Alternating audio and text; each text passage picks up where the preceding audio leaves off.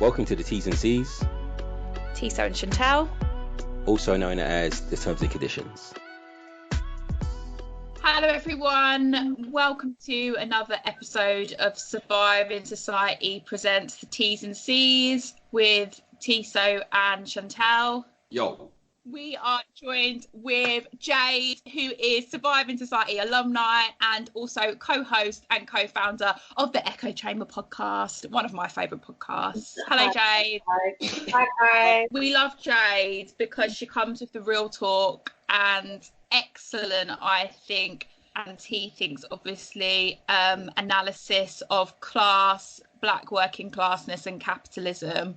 And never has there been a more prominent time for this type of discussion during these COVID-19 times. With this little mini-sode, should we start with capitalism? What you were saying, Jade, in your article, which we'll link in the episode notes, that COVID makes us stare capitalism in the face, basically. Yeah, it just struck me. I work for a massive conglomerate and I've always gotten the sense that this is capitalism. Like, you don't care. You don't care about me. You don't care about... You just don't care. It's just money. And then the virus began to hit. Somebody contracted the virus who worked in one of several London offices. There was an email that circulated. Many of us work in offices but are also public facing, so we're at risk, those that are public facing. But anyway, somebody in the office contracted the virus and there was an email that was sent out, and I expected the email to say that they've closed the office and they're looking at measures to sort of limit our contact with the public. But instead, they said that they had done a deep clean of the office and that it was business as usual. And there was no talk of people that were public facing in their duties for this organisation.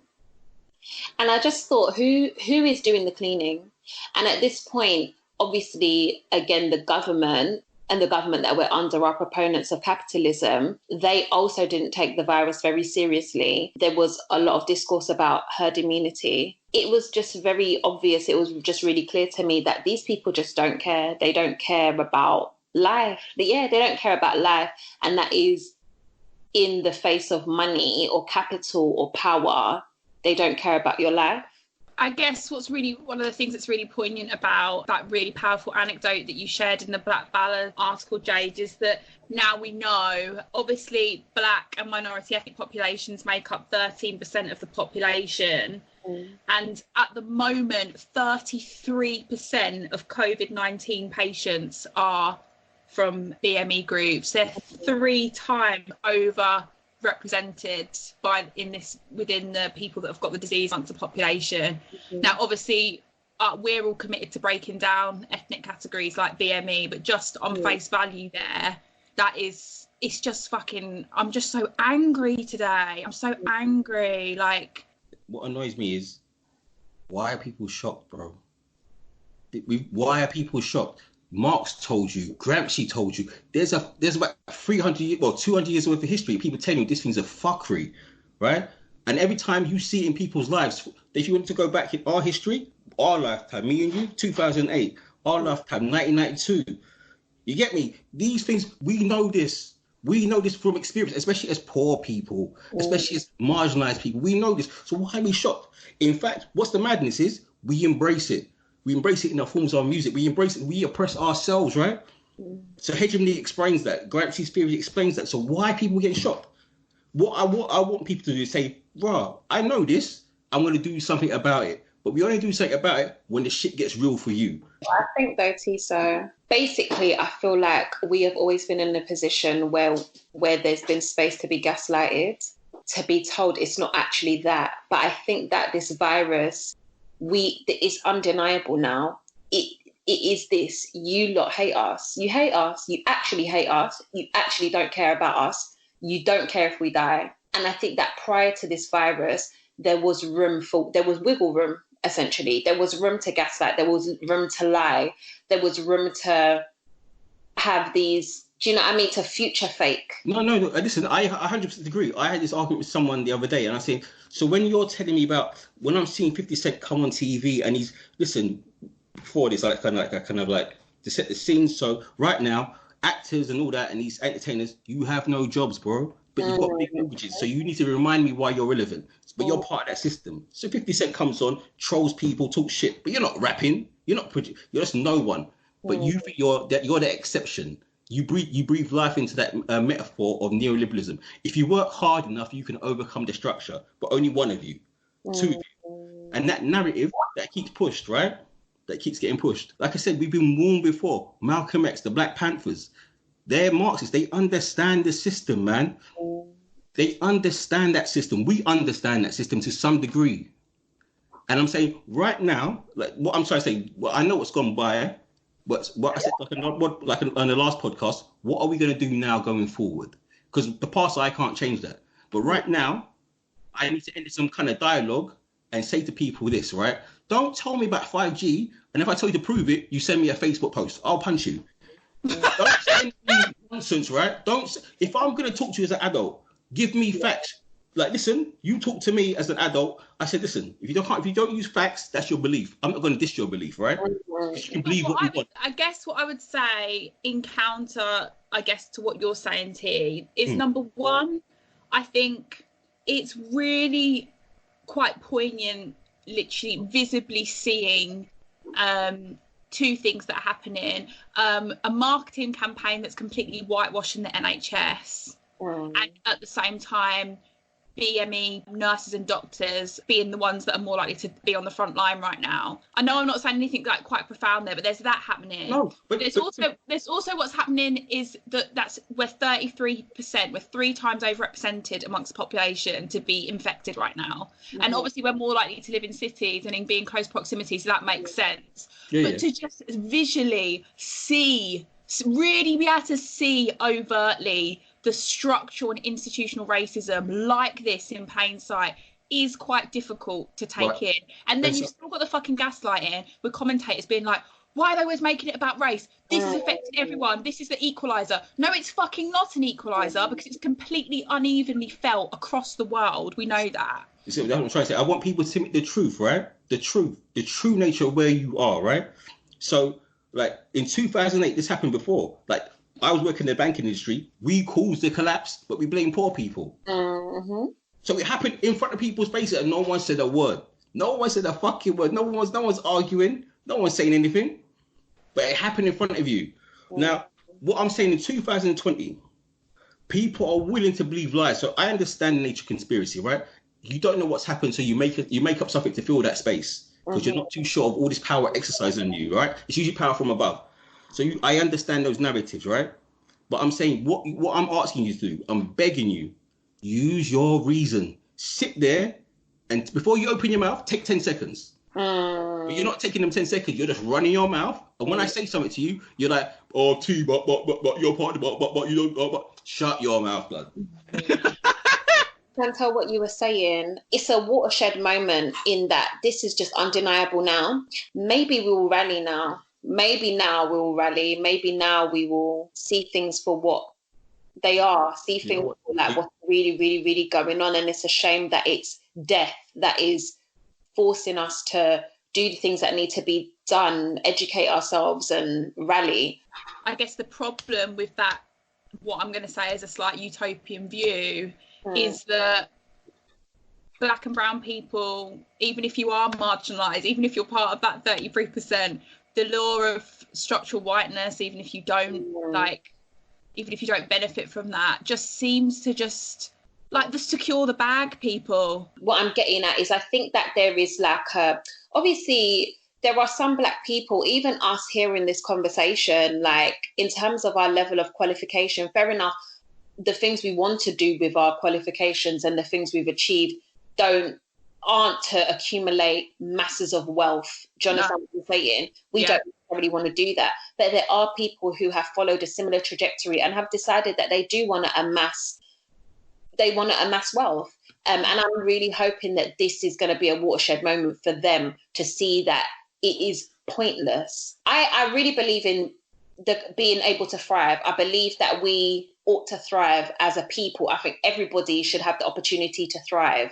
But I really don't understand the concept of hoarding wealth. Yeah, I don't understand it. And I'm hoping that that might change, because the people that have the qualifications, have the education, have amassed some semblance of wealth so far already. There are a lot of things that we can be doing. There's a lot of work that we can be doing. There's a lot of change that we could be making. There are people that work in industries. For example, journalism. Journalism needs to be reformed. Journalism needs to change. You're exactly right, Jade. Like, and this period, this past month, the fucking journalism, what a disgrace. Yeah. Like, we thought Brexit coverage was bad. Right. So you see the point about the idea of accumulation, right? So this is deeply ingrained in Western philosophy. The idea of accumulation for power. So it's that exceptionalism, right? So Western exceptionalism is that Max Weber said it, that so it's just something that goes on and on. It's deeply ingrained, and like I said, but people buy into that, right? Because I want all the things. Kids now want stuff. Kids want not. I wanted the £14 transformer. This boy wants a £1,000 iPad. Yeah. Well, I just want stuff. What for? Because it gives you status. It matters. Right? It matters. Why do you want to own your own home? Why? Most people can't even afford their own home, but they'll kill themselves. But why? Status, man.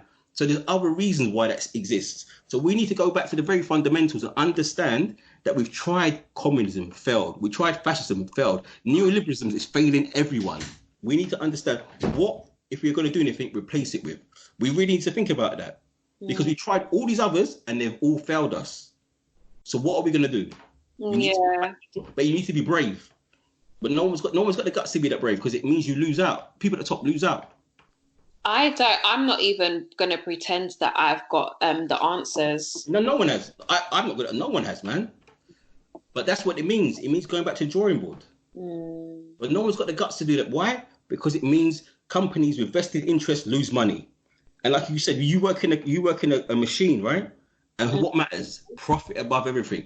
Listen, I'm not looking to, I'll sack you, your whole family. I'll burn your house down if it means I'll save money, man, because that's how they roll. Yeah. But this is what is worrying me, guys. People aren't seeing the situation and what we need to diagnose it as.